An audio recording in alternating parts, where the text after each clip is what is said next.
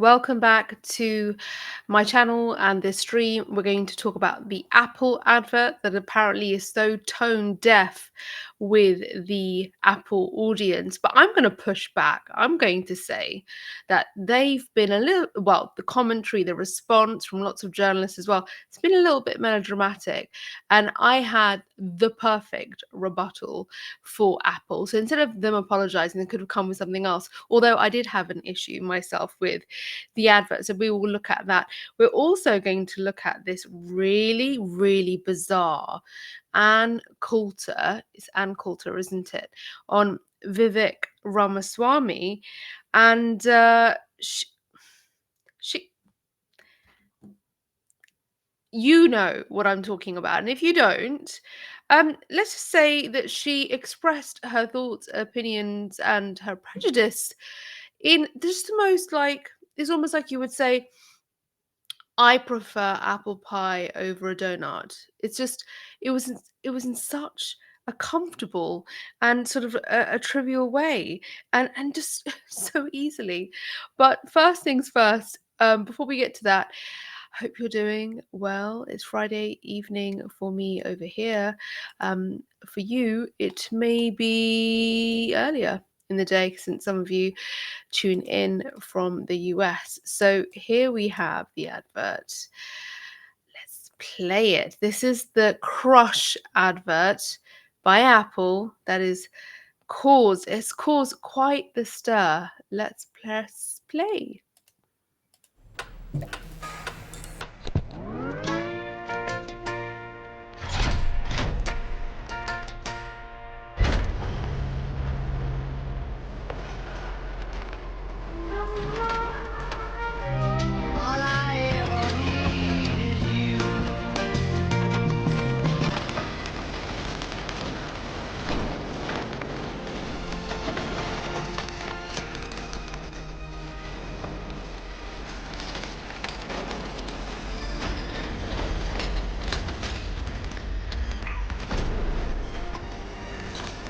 Oh dear.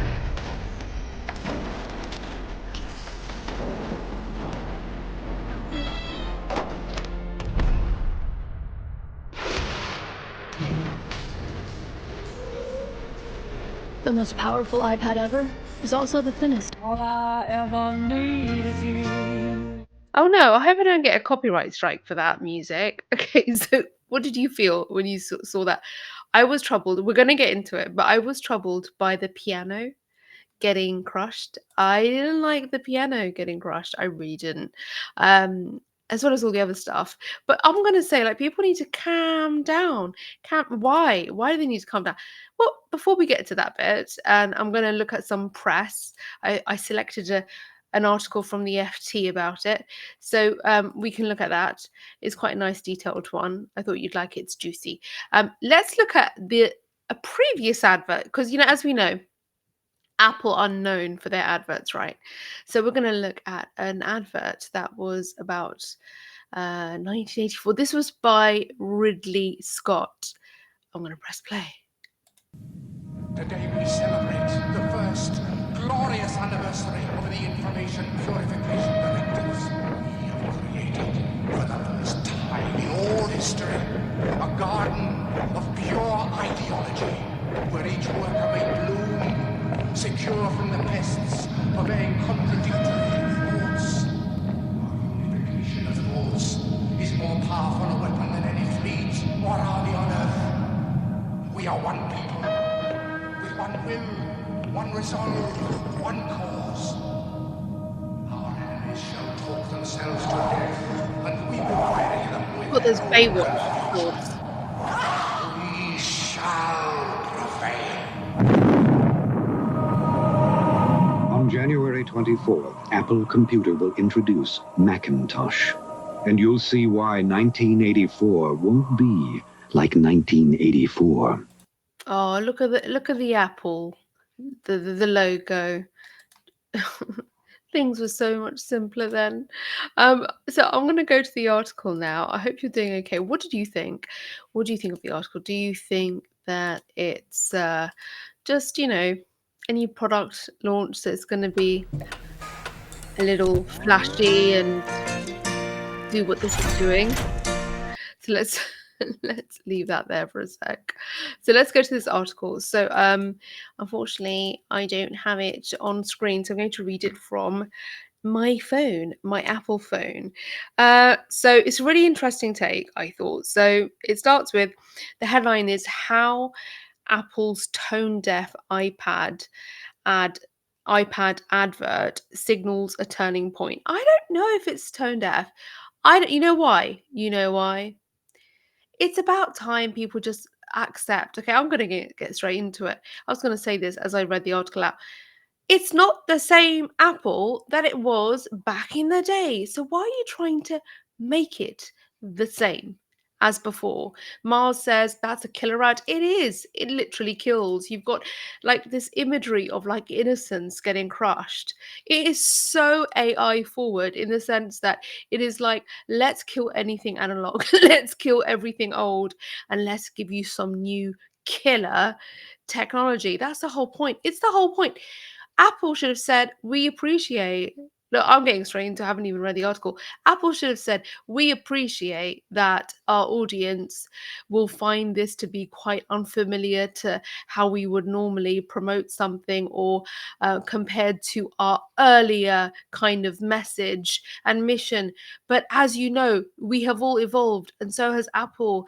And now it's a staple. I mean, they are a monopoly. So it is all about technology and AI and being as advanced as possible. So whilst nobody wants to crush a piano, um, that's what like creative license and artistic license is for.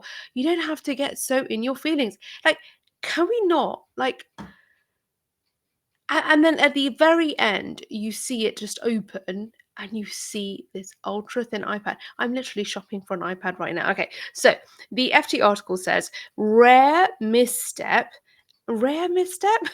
How is it rare?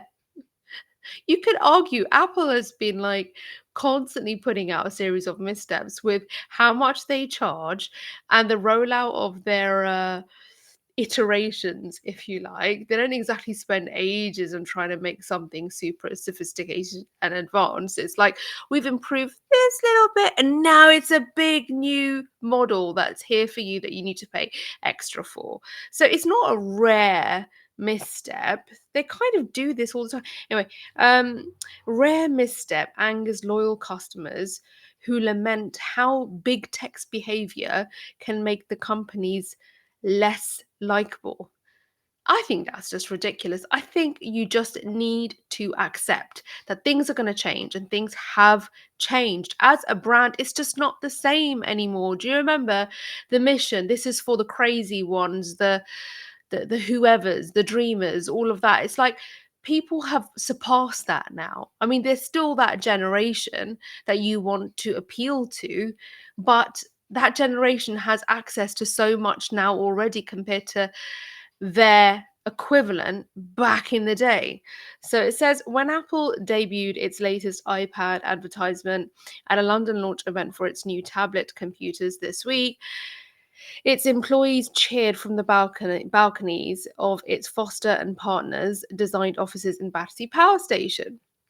However, the minute-long spot, which showed musical instruments, cameras, and artworks being crushed by a gigantic hydraulic press, which is pretty awesome, could not have prompted a more different reaction from some of its most loyal customers. They were outraged. Who's outraged? I want to know who. Who? Who? And Mars says, as much as I hate Apple, the art of it is quite good. It represents a compression of all these things, the guitar, books, art, and everything else that we can fit into such a small thing. Well, exactly. It's like you don't, I think people got really triggered by it. Yeah. Back to the article, to the kinds of creatives who continued to buy Mac computers even when Apple teetered on the brink of bankruptcy in the late 1990s, many of them already anxious about the impact of artificial intelligence. Why? Why are you already anxious? We had those conversations years ago. Like, you've just got to move with it. Why? You're not a misfit or a crazy one, then, are you? You're a sheeple. Because if you're a misfit and a crazy one and a true Apple customer, then you would have been adjusted to artificial intelligence making its way. You would not be anxious about it. Get a grip. Okay, so many of them already anxious about the impact artificial intelligence could have on their craft and careers. The ad seemed unusually tone deaf for a company fated for its marketing prowess. I think that's a reach. This entire article is a reach. But for even its most dedicated fans, the damage seemed to run deeper than just a misjudged promo. What are you talking about? How on earth can you milk this cow so much? John Gruber, an Apple blogger and an Apple loyalist, wondered if the backlash was the dead canary in the Apple brand coal mine. It's a changed brand. It's not going to be the same. It's moved on. So should you.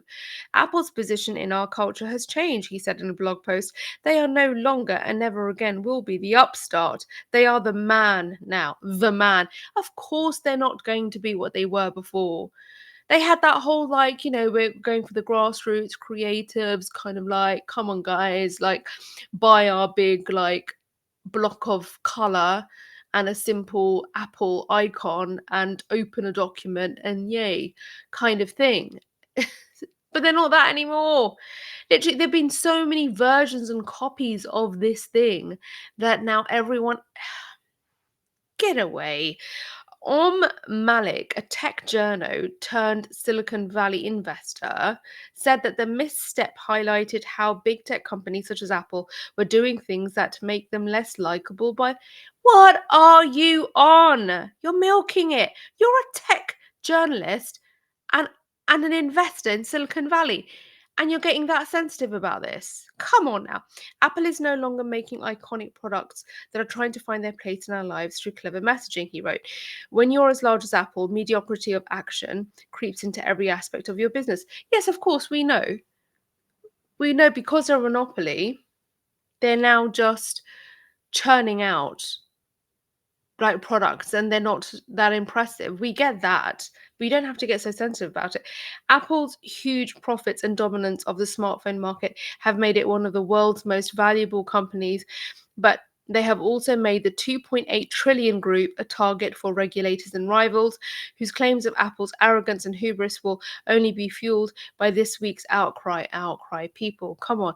If you want to cry out about something, cry out about the mediocre products that have been coming out year after year after year and how much money you have to spend on it, i.e. me, people like me, who need to have the same operating system for everything, MacBook, iPhone, 2 MacBooks, 2 iPhones, so everything can airdrop, yada, yada, yada. It's just like make it simpler and easier, like and less expensive. This advert is what's got you? Okay. It will also amplify concerns that Apple has lost its creative soul since the death of its co-founder Steve Jobs and the departure of several of its top designers in recent years, including Sir Joni Ive at the time when iPhone sales are falling. I think you're wrong. I think the reason why you're wrong with that is that the concerns that Apple has lost its creative soul. Every brand goes on a journey, and this brand has done its journey. It's no longer that aspirational thing that people want. They want an iPod. They want to sort of do that thing with their thumb over the iPod. It's no longer that aspirational novel thing. It's a staple. So it's not going to have the same soul. The brand has changed. If you want that same feeling, if you're nostalgic, you're going to have to find it in something else. You're holding on to the past. You need to move on. Rory Sutherland, vice chair at ad agency Ogilvy Group, said Apple should have foreseen that customers might misinterpret its ad. People do not like witnessing wanton destruction, and they especially don't like seeing beloved analog creative implements being trashed. Yo, Rory, vice chair at a fancy ad agency. People don't like witnessing wanton destruction. People are always doing that on stage. Musicians are always like smashing guitars. You're all piling in because you can get So basically, this is what happens as well. The more quotes you get, and well, let's just say I, as a commentator, give a quote and then I'll get a placement. Not my quote will then be in that piece, and that's like a little bit of publicity for me. Everyone's just piling in with quotes because they're going to get name checked in the article. You really shouldn't have bothered. Apple now finds itself on the opposite side of the battle lines it created with the famous 1984 ad, which I showed you at the start of the stream. He added, referring to the iconic Super Bowl spot that year that positioned the revolutionary Macintosh overthrowing the oppressive IBM PC. Whoa, like, you're so sensitive. Okay, Araz is saying there are literally so many other things to be mad at Apple about. That's some advert. You can be mad at the pricing, the mediocrity, how they are designed to fail, and many, many other things. Precisely. They don't make it modular. So if one thing fails, the entire thing fails. Get a grip, people. Going back to the article, with Crush, Sutherland said Apple was seen, the Crush is called the advert, Apple was seen as behaving like an all-imposing tech monolith, big brother, rather than being on the side of the little guy. It's not been on the side of the little guy for ages, because it's not that anymore. You need to get it. Sutherland, bro, where you are an ad agency person, vice chair of a fancy ad agency. Guys, I need to be the CEO of these ad agencies. Let me give you a reality check, please. I would have doubled down on this if I was Apple. I wouldn't have come out with an apology. I would have put people straight. I would have informed them about what's going to happen next with AI. I would have talked about how Apple is now going to be a leader in terms of like literally scare people, like use your whole like monopoly, monolith kind of whatever, like woo kind of spooky reputation and use it. Use it. Like go for Musk. Do something fun, do something exciting. Why did you just apologize? Why did you just bow down to this melodrama? Um, Apple's rivals and critics have seized on this opportunity to accuse the company of losing touch with its customers. It's not lost touch, it's basically just rinsed and repeated. Rinse and repeat, rinse and repeat. Everything that works, they've just repeated it. That's all. Carl Pay, founder of London-based consumer electronics startup Nothing, said the ad showed how much Apple had changed since the early days of the iPod and iPhone. Apple is not creative. Who are all of these ad people? Founder of London-based... Speak to Serena Sayed, communications consultant, strategist, analyst, okay? I'll give you the real deal. Apple is not creative anymore, and maybe that's just fine, said Pay, whose smartphones and headphones compete with Apple's. They are still innovating a lot on the technology side, but perhaps they've lost their warmth and personality. The warmth was the appeal because they were going for creatives and they were just starting out. It was novel, it was aspirational. What are you going to do now? What is it that people are reaching for? They're just looking for an upgrade. So now you're not talking, it's not about innovation, it's about an upgrade. Innovation, whoa, upgrade, simples. Everyone's always upgrading something. It's admin, it's a process, it's not innovation. Apple's advertising campaigns have often been held up as the pinnacle of the industry over the last few decades. Under co-founder Steve Jobs, Apple was lauded for campaigns such as Think Different in the 1990s and for the silhouette iPod ads that made its white earphones a status symbol and guaranteed success for their accompanying music such as Feist 1, 2, 3, 4. I'm not going to bother playing that ad. However, ad execs say that there have been fewer such moments in the year since the launch of the first iPhone and iPad, with repeated iterations of these basic designs, faster, better, camera, or thinner, sparking less of the imagination than these early revolutionary products, because I don't know how far you can go.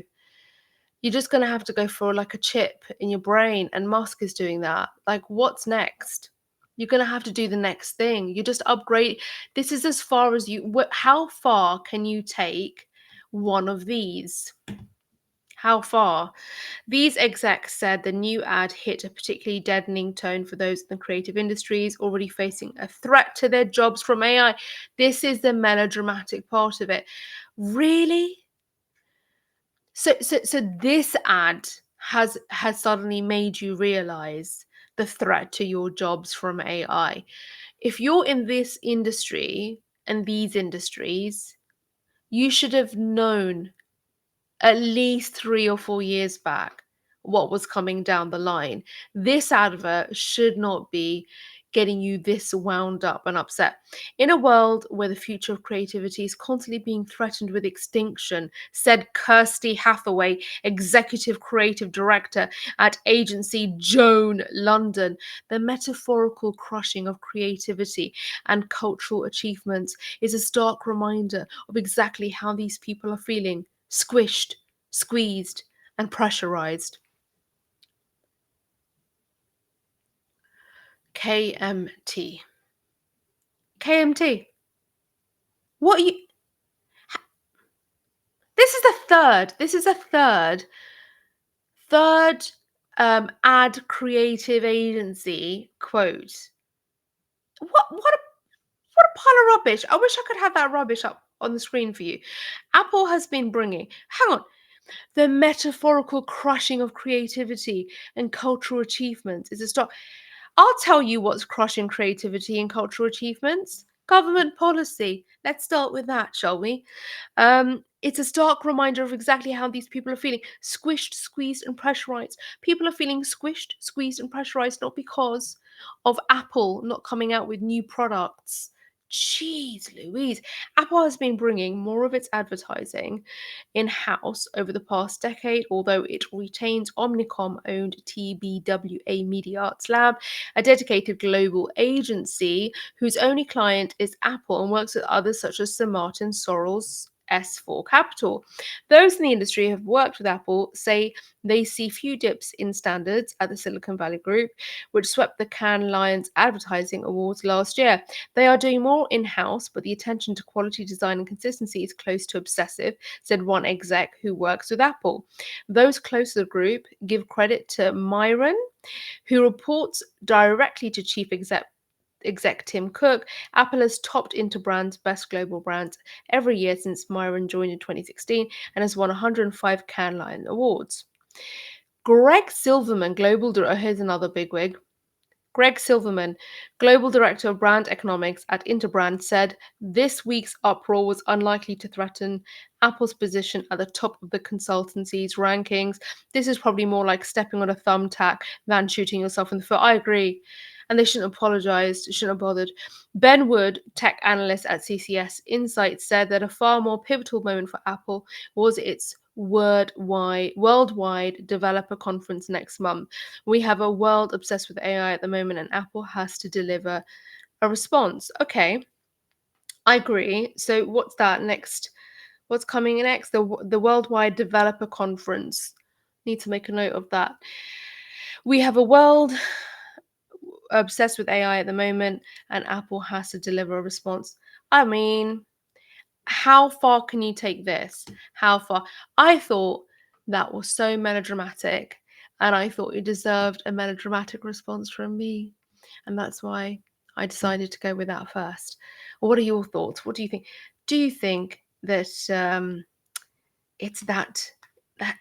I hate it when people say it's not that deep, because usually when they say that, something is actually deep, and they just don't want to have to contend with the complexity of it. But in this case, it's really not that deep. It's not that complex. So moving on to the wonderful next thing. Oh, this is entertaining. Is it, or is it disturbing? I don't know. Are you familiar with Ann Coulter, an American conservative commentator? Well, she was on the Vivek Ramaswamy podcast, and this is titled Ann Coulter on the N-word, Nationalism. The Truth podcast. Are you ready?